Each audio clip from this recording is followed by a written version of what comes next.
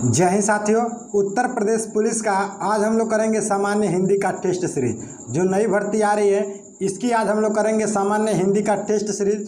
तो वीडियो को अंत तक देखिएगा, यह लाइव टेस्ट सीरीज के रूप में रहेगा। आप अपना अंदाज़ा इससे लगा सकते हैं कि हम हल कितना कर पा रहे हैं, जिससे आपको आने वाले एग्जाम में हेल्प मिलेगा। देखिए, जितना आप प्रैक्टिस करेंगे उतना आपको बेटर रहेगा। आपको 4 महीने का बिल्कुल समय है। 4 महीने में आप अपनी तैयारी बिल्कुल अच्छे से कर सकते हैं। और ये जो सभी प्रश्न है वह बेस्ड ऑन प्रीवियस ईयर, जो पिछले साल का जो पेपर हुआ है बिल्कुल उसी के आधारित पर यह प्रश्न सभी है। तो चलिए वीडियो को हम स्टार्ट करते हैं।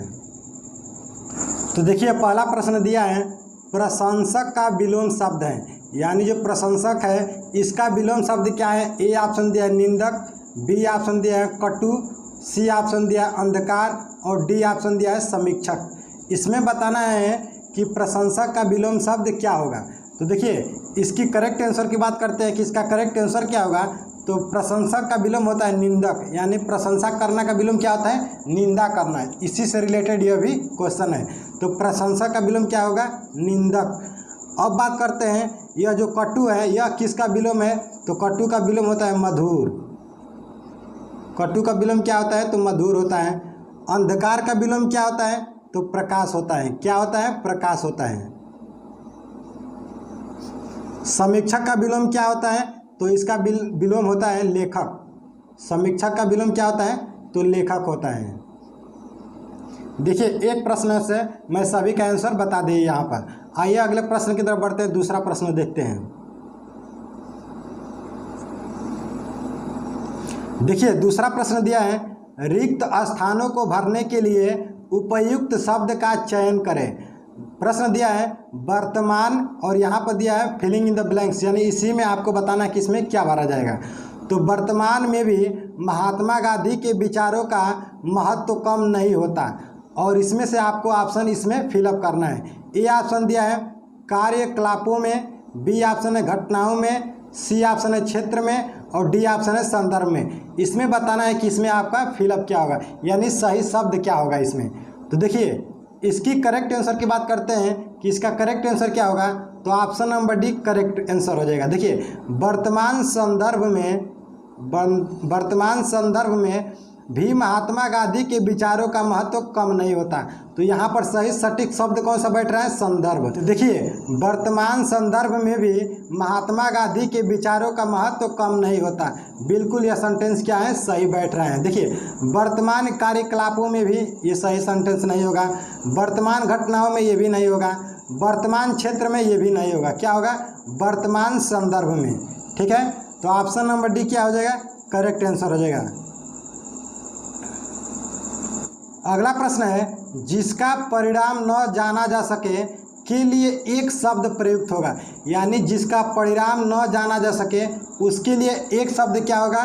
तो ए ऑप्शन है अपरिमेय, बी ऑप्शन है अपरिहार्य, सी ऑप्शन है अपरिमाण और डी ऑप्शन है अपरिणाम।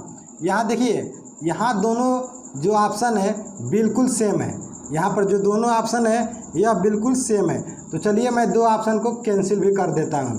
तो आपको बताना है कि ए और बी में से सही क्या होगा।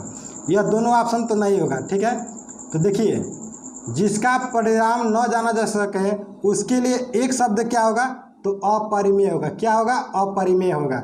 जिसका परिणाम न जाना जा सके के लिए एक शब्द क्या होगा, तो अपरिमेय होगा। ठीक है, यहाँ तक समझ में आ गया। अगले प्रश्न की तरफ बढ़ते हैं।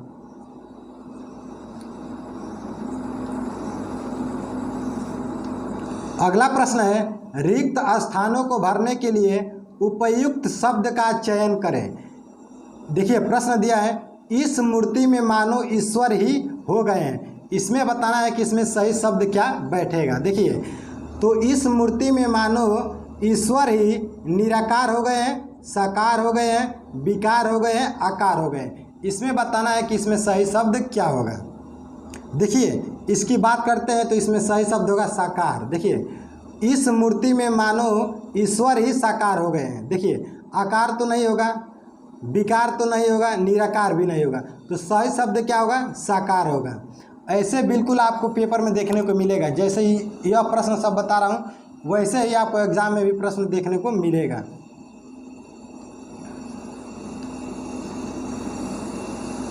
अगला प्रश्न है, दिए गए वाक्य में रेखांकित खंड को प्रस्थापित करने के लिए उपयुक्त विकल्प का चयन करें। प्रश्न दिया है, तुम्हारी बात बहुत ही तकलीफ देने वाली है। प्रश्न को यहाँ पर आप समझ जाइए।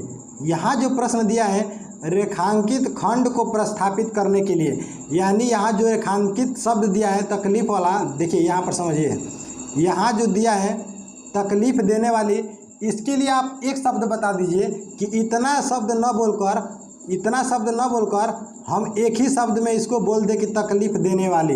इसके लिए एक शब्द क्या होगा तो आपको बताना है। ए ऑप्शन है कष्ट साध्य, बी ऑप्शन है कष्टभावी, सी ऑप्शन है आकृष्ट और डी ऑप्शन है कष्टदायी।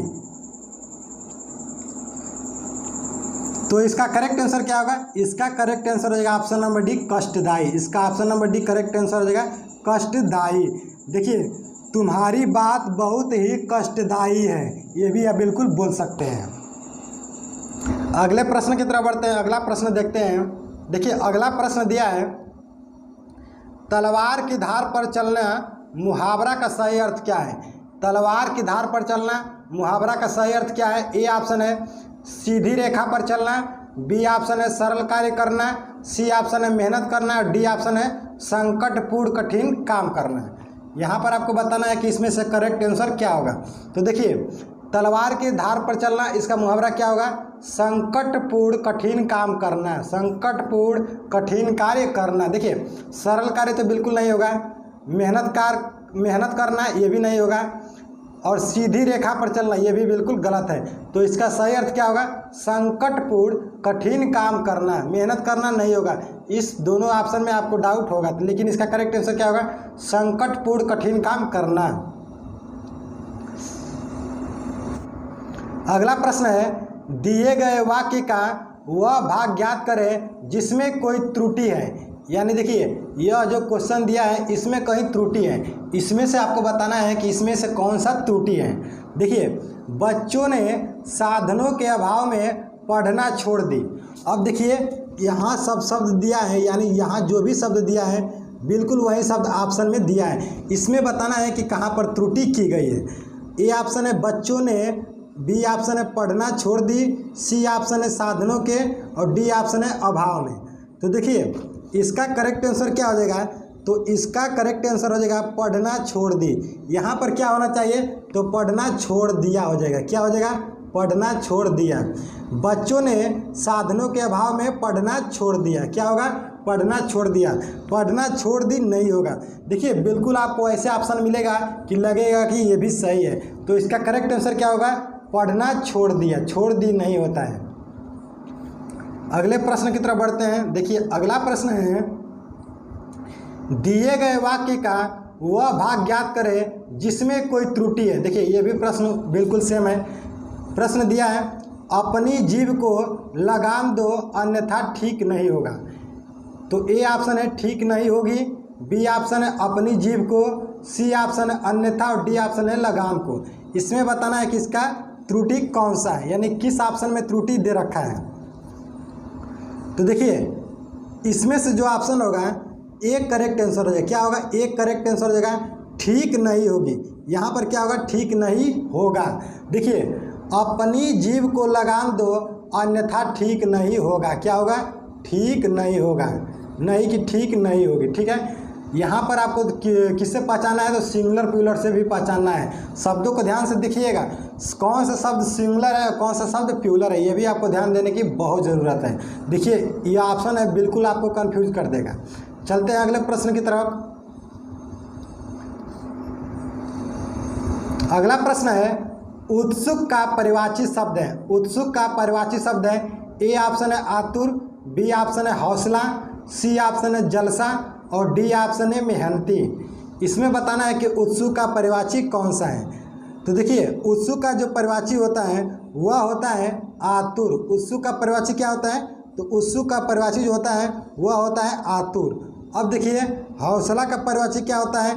तो उत्साह हो जाएगा, उत्साह हो जाएगा, साहस हो जाएगा और हिम्मत हो जाएगा। और क्या हो जाएगा? हिम्मत हो जाएगा। अब मेहनती की बात करते हैं तो देखिए मेहनती की कर्मठ हो जाएगा, परिश्रमी हो जाएगा।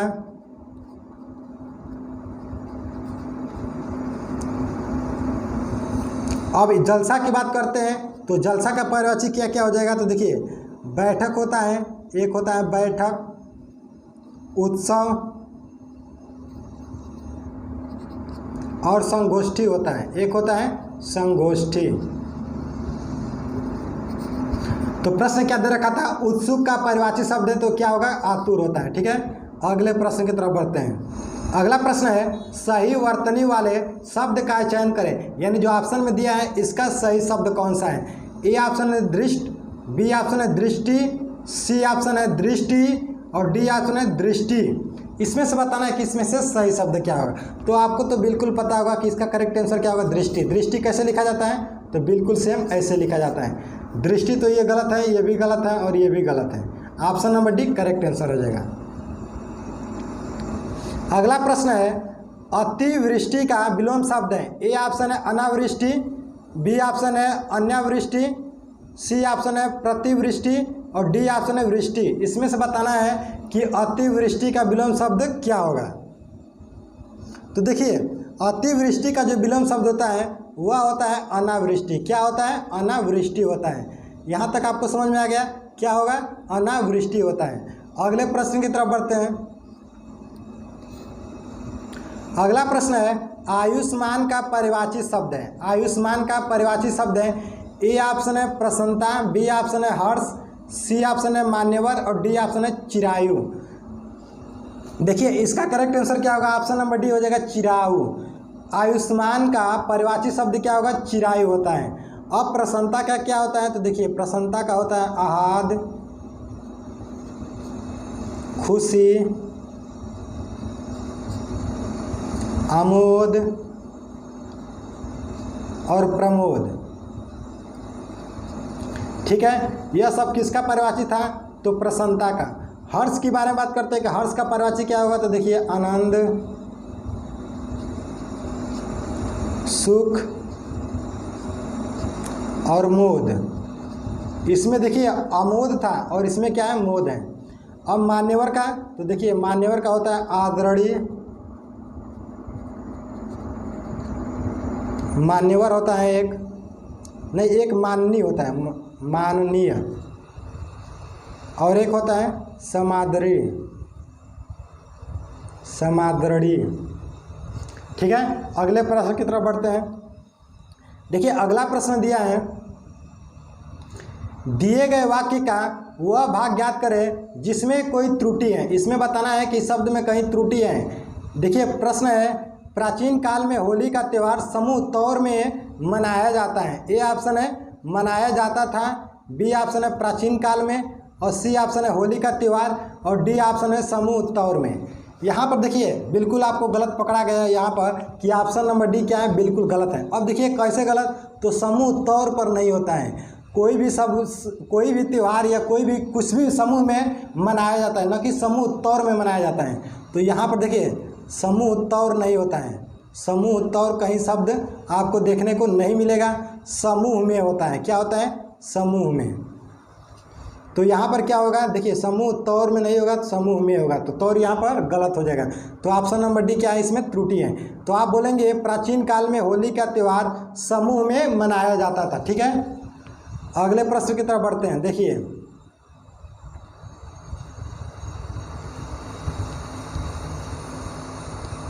अगला प्रश्न है व्यर्थ खर्च करने वाले के लिए एक शब्द प्रयुक्त है, यानी जो व्यर्थ खर्च करते हैं उनके लिए एक शब्द क्या है। ए ऑप्शन है खर्चीला, बी ऑप्शन है मितव्ययी, सी ऑप्शन है व्यापारी और डी ऑप्शन है अपव्ययी। इसमें बताना है कि इसका करेक्ट आंसर क्या होगा। तो देखिए यहाँ पर आपको कंफ्यूज यह होगा कि व्यर्थ खर्च करने वाले को लोग क्या बोलते हैं, तो खर्चीला। बिल्कुल गलत है, यह तो हम लोग का आम भाषा का शब्द है, खर्चीला बोलते हैं, बिल्कुल यह गलत है। और देखिए ए ऑप्शन दे रखा है जिससे बच्चे क्या करेंगे, तुरंत ऑप्शन टिक कर देंगे, लेकिन यह गलत है। व्यर्थ खर्च करने वाले के लिए शब्द क्या होगा, अपव्ययी होता है। क्या होता है, अपव्ययी होता है। अब देखिए मितव्ययी किसको बोलते हैं, तो मितव्ययी उसे बोलते हैं जो कम खर्च करते हैं। यानी जो कम खर्चीले होते हैं उसको क्या बोलते हैं? मितव्ययी, कम खर्चीले। यानी कम खर्च करने वाले को क्या बोलते हैं? मितव्ययी बोलते हैं। व्यापारी किससे बोलते हैं? तो व्यापार करने वाले को व्यापारी बोलते हैं। व्यापार जो करने वाले होते हैं उनको क्या बोलते हैं? व्यापारी बोलते हैं।